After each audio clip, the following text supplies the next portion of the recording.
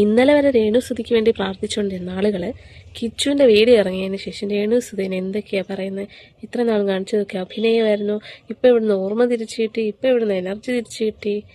എന്താണ് ഗൈസ്, ഒരു പിടിയും കിട്ടുന്നില്ല കേട്ടോ. ഈ കുടുംബ പ്രശ്നങ്ങളിട്ട് റീച്ച് കൂട്ടിക്കൊണ്ടിരിക്കുകയാണ് ഓരോരോ യൂട്യൂബേഴ്സ്. രേണുസുതിക്ക് അസുഖമായപ്പോൾ നമ്മളെല്ലാവരും ഒരുപാട് സങ്കടപ്പെട്ടതാണ്. പക്ഷേ അതിൻ്റെ ഇടയ്ക്ക് കിച്ചു പറഞ്ഞൊരു ഡയലോഗുണ്ട്, നിങ്ങൾക്ക് എല്ലാവർക്കും വേണ്ടി ഞാൻ കാണാൻ പോകുന്നു.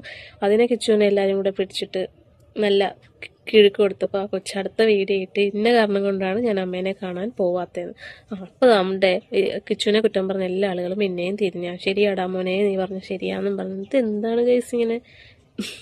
അവർക്കോ ഒരു സ്റ്റാൻഡില്ല, അത് കണ്ടിരിക്കുന്ന നമുക്കും ഇപ്പോൾ ഒരു സ്റ്റാൻഡില്ലാതായിരിക്കുകയാണെന്ന്. അവരെന്തായാലും ഇപ്പോൾ ക്യാൻസർ എന്ന് പറയുന്ന ഒരു അസുഖത്തിൻ്റെ കീഴിലിരിക്കുകയാണ്. അതിൻ്റെ ഇടയ്ക്ക് അവരുടെ മോൻ ഇങ്ങനെ ഒരു വീഡിയോ ഇടുമ്പോൾ അവർക്ക് സങ്കടം കൊണ്ടായിരിക്കാം ചിലപ്പോൾ ഇത്രയും പൊട്ടിത്തെറിച്ച് കാര്യങ്ങളൊക്കെ പറയുന്നത്. രേണുസുതി ചെയ്തത് തെറ്റാന്നൊക്കെ നമുക്കും അറിയാം. പല വീഡിയോയും കണ്ട് നമ്മൾ തന്നെ കുറ്റം പറഞ്ഞിട്ടുണ്ട്.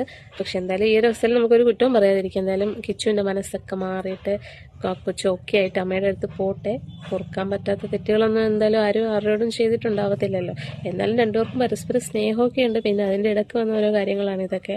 നമ്മളായിട്ട് ഇനി പിരികേറ്റി കമൻ്റ് ഇട്ട കൊച്ചിനെ വീണ്ടും അമ്മയിൽ നിന്ന് അകറ്റുമൊന്നും വേണ്ട. എന്തായാലും എല്ലാം നല്ലപോലെ നടക്കട്ടെ. രേണുസുതിക്ക് എന്തായാലും എല്ലാവരും പ്രാർത്ഥിക്കുക, അവരൊന്നിക്കട്ടെ.